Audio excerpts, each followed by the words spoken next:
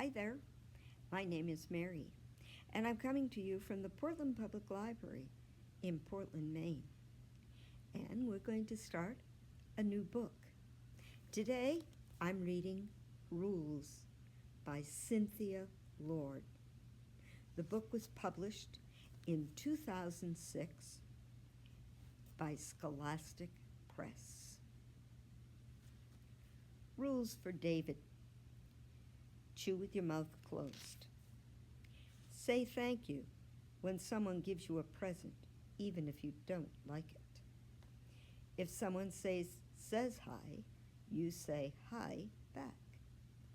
When you want to get out of answering something, distract the questioner with another question. Not everything worth keeping has to be useful. If the bathroom door is closed, knock, especially if Catherine has a friend over. Sometimes people laugh when they like you, but sometimes they laugh to hurt you. No toys in the fish tank. Follow the rules. Come on, David. I let go of his sleeve, afraid I'll rip it. When he was little, I could pull my brother behind me if he didn't want to do something, but now David's 8 and too strong to be pulled. Opening the front door, I sigh. My first day of summer vacation is nothing like I dreamed. I had imagined today warm, with seagulls swinging across the blue sky, not overcast and damp. Still, I refused to grab my jacket from the peg inside the front door. Umbrella? David asked, a far-off stare in his brown eyes. It's not raining. Come on, Mom said go to the car. David doesn't move. I get his favorite red umbrella. Okay, let's go. I step onto the front porch and slide the umbrella into my backpack with my sketchbook and colored pencils. Let's go to the video store, David says, not moving 1 inch. You're going to the clinic, but if you do a good job, Dad'll take you to the video store when he comes home. The video store is David's favorite place, better than the circus, the fair, or even the beach. Dad always invites me to come too, but I say, no thanks. David has to watch all the previews on the store TVs and walk down each row of videos, flipping boxes over to read the parental advisory and the rating. Even on videos Dad would never let him rent. David will say, loud enough for the whole store to hear, rated PG-13 for language and some violence, crude humor. He'll keep reaching for boxes and flipping them over, not even seeing the looks people give us.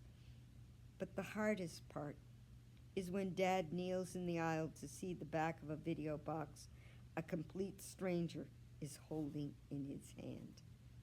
Dad says, no one cares, Catherine. Don't be so sensitive.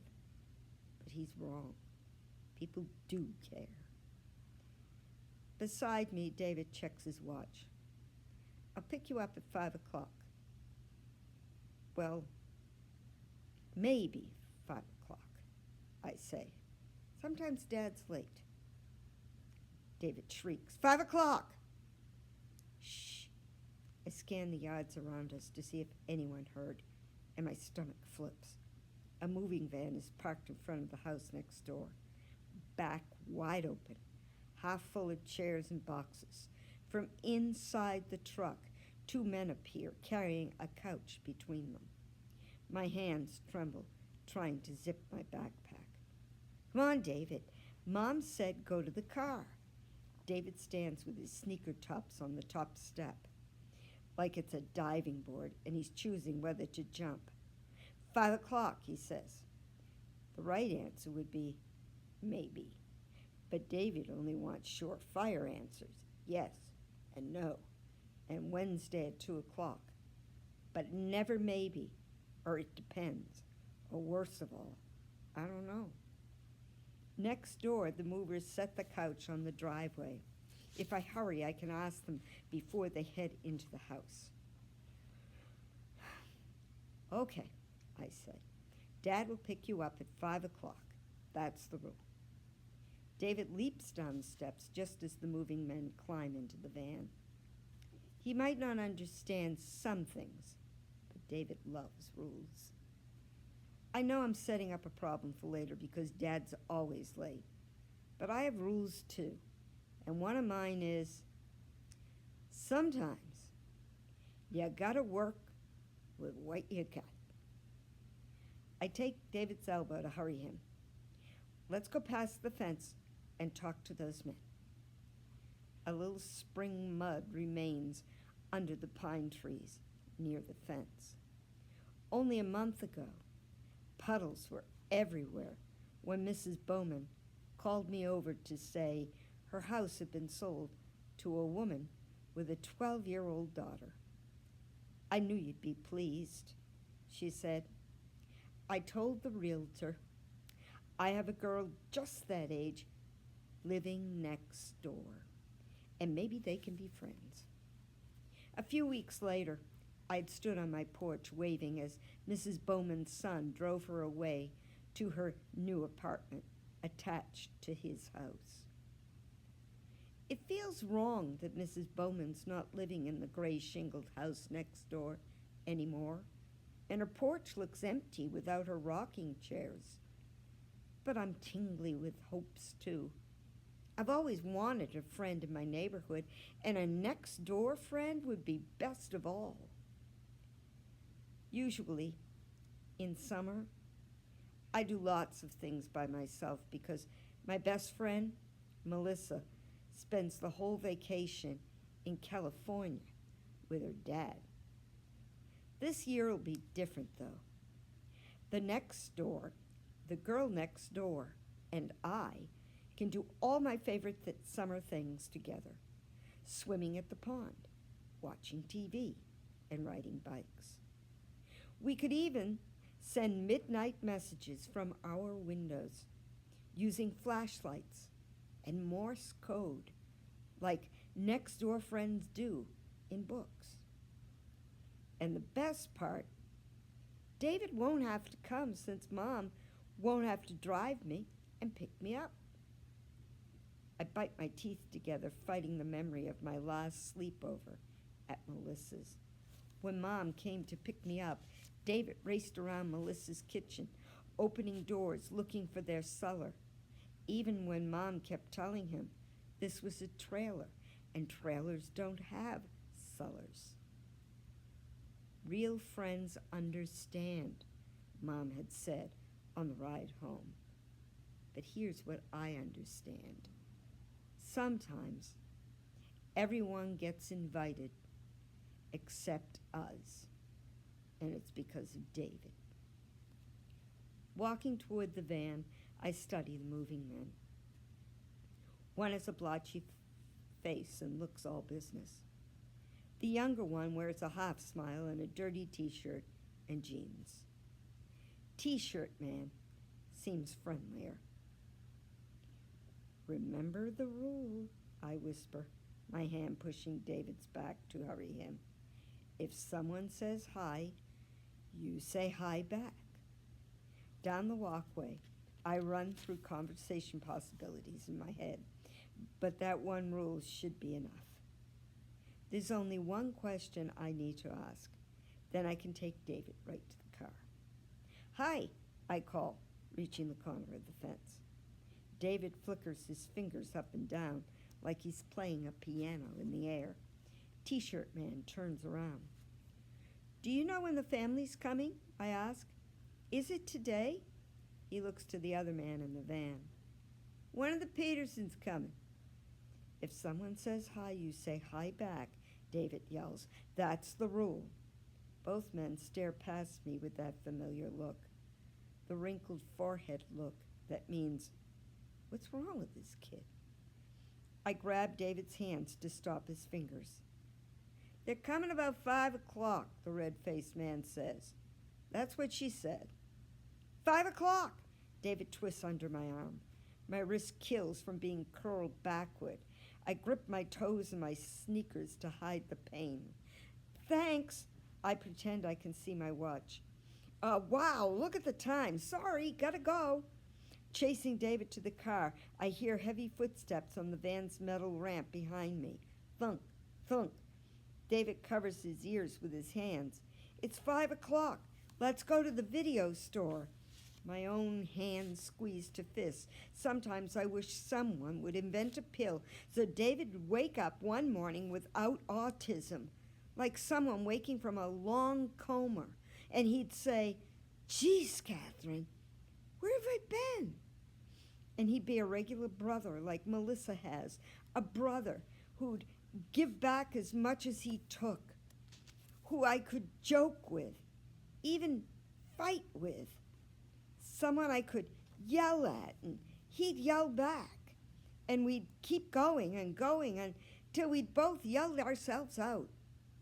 But there's no pill, and our quarrels fray instead of not, always ending in him crying and me sorry for hurting him over something he can't help.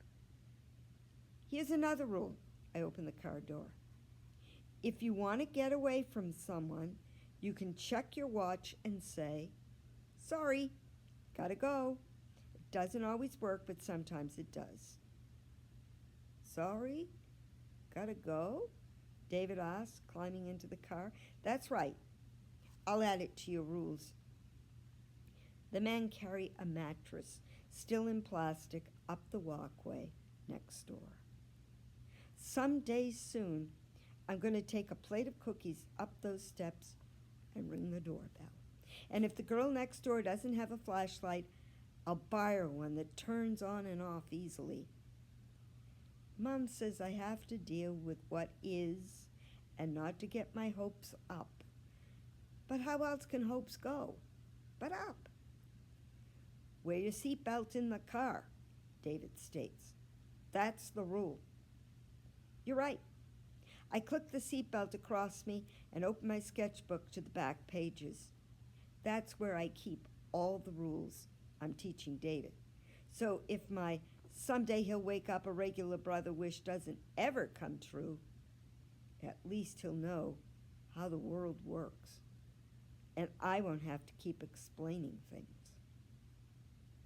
Some of the rules in my collection are easy and always say, "Excuse me," after you burp. Don't stand in front of the TV when other people are watching it. Flush. But more are complicated. Sometimes rules. You can yell in a playground, but not during dinner. A boy can take off his shirt to swim, but not his shorts. It's fine to hug Mom, but not the clerk at the video store. And a few are more hints than rules, but matter just as much. Sometimes people don't answer because they didn't hear you. Other times, it's because they don't want to hear you. Most kids don't even consider these rules. Sometime, when they were little, their mom and dad must have explained it all. But I don't remember mine doing it. It seems I've always known these things. Not David, though. He needs to be taught everything. Everything, from the fact that a peach is not a funny-looking apple to how having long hair doesn't make someone a girl. I add to my list. If you want to get away from someone, check your watch and say, "Sorry, gotta go." "It's Mom!" David yells. "Let's go to the video store." She's on the porch locking our front door. I'll get in trouble if Mom finds out I let him think the wrong thing. "I'm depending on you, Catherine," she'll say. "How will he learn to be independent if everyone lets him behave and speak the wrong way?" "You're going to occupational therapy," I tell David. At the clinic. He frowns. Let's go to the video store.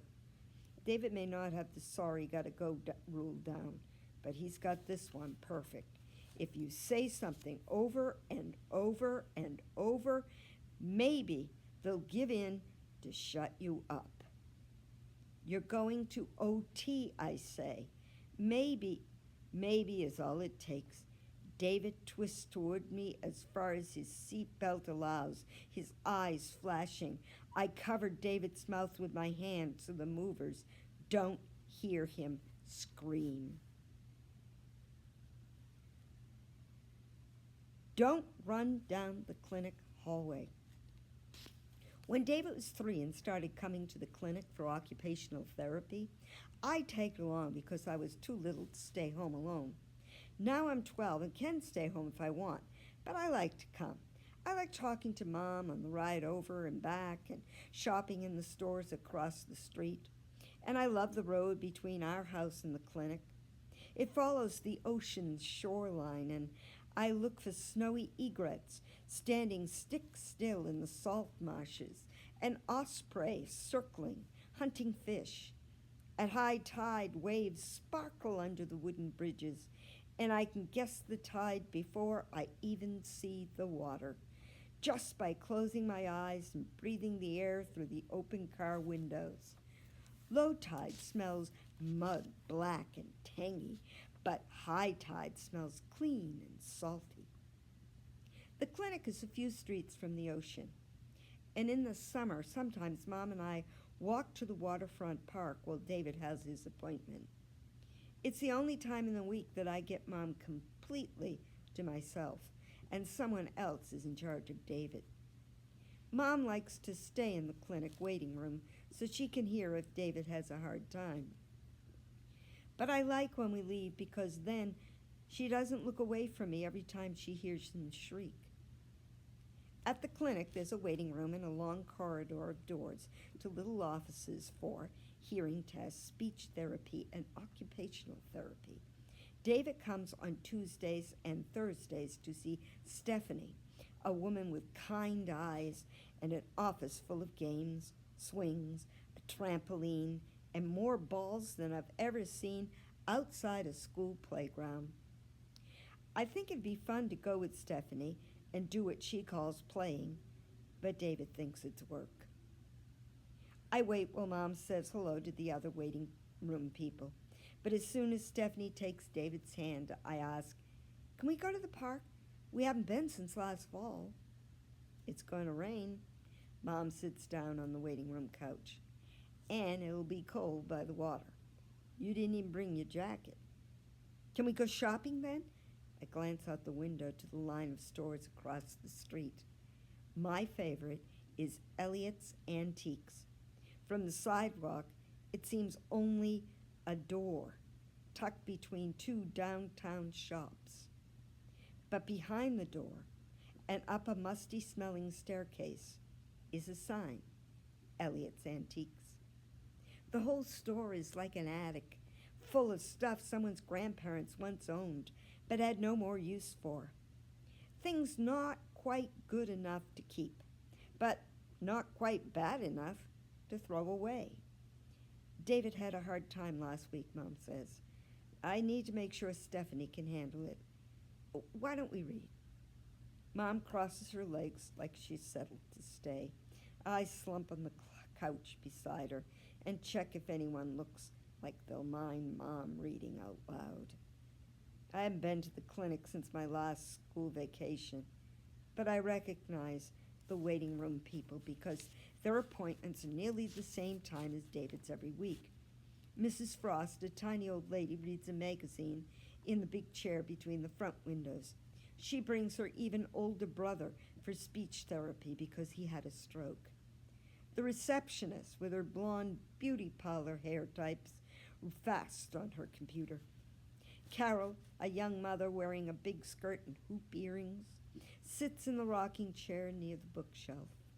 She leans down, handing her baby with Down syndrome chunky plastic blocks from the toy basket. In the chair next to the exit, Mrs. Morehouse, Jason's mother, checks her watch. And there's Jason. I'm not sure how old Jason is, maybe 14 or 15, but even though he's almost grown, his mother stays with him in the waiting room. Jason can't go anywhere unless someone pushes his wheelchair. I open my backpack, and Mom cleans her glasses on the bottom edge of her shirt. When I was 7, Mom began reading the Harry Potter series to me, and even though I can read easily to myself now, we still read each new book together.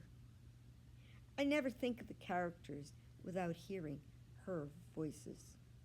I pass her the book. Read quiet.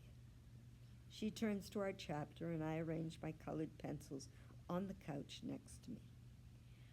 Hunting out the window for something to draw, I consider the line of stores and restaurants across the street, but they look tired and between. In a week or two, the gift shop windows will have splashy beach towels and plastic sand buckets. The hotel will show off the no lit up with the vacancy, and the parking lot will be full of seagulls strutting between the cars and perched on the streetlights, screeching for someone to drop a bite of a sandwich or a French fry. I wish time would hurry and there'd be sailboats tying up at the landing and tour buses passing through, and I'd already have the first hellos traded with somebody Peterson, the girl next door. I figure by 5:15 that first high trading could be over, especially if I just happen to be outside at 5 o'clock, excuse me, when she arrives. Well, that's where we'll end our reading today, and next time we will continue Rules by Cynthia Lord, who is an author from here in Maine. And my name's Mary from the Portland Public Library in Portland, Maine. And thank you for joining us.